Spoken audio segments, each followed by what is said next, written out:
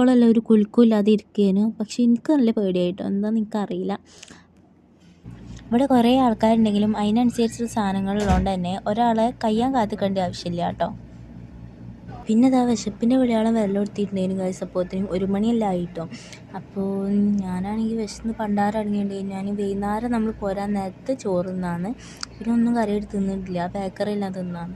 കുട്ടികളാണെങ്കിൽ വിളിച്ചിട്ട് വരുന്നുമില്ല, ഓല് കളിയിൽ മുഴുകിയിട്ടുണ്ടായിരുന്നു. പിന്നെ ഊനാല ഇവിടെ ഇല്ലാണ്ട് ഞാൻ ശ്രദ്ധിച്ചു. ആ ഊനാലിൻ്റെ സാധനങ്ങളാണ്, ബട്ട് ടൈമിൽ ഊനാലില്ല. അപ്പോൾ ഇനിയിപ്പോൾ അത് അയച്ചു വെച്ചതാണോ അതിന് കൊടുക്കാനുള്ളതാണോ എന്നൊന്നും അറിയില്ല. അപ്പോൾ നമ്മളങ്ങനെ കളിയെല്ലാം അവസാനിപ്പിച്ചിട്ട് ഇനി ഭക്ഷണം കഴിക്കാൻ പോവാണ്. നമ്മൾ നേരത്തെ ആദ്യം കണ്ട ഒരു പുല്ലുള്ള സ്ഥലത്തേക്കാണ് വന്നത്.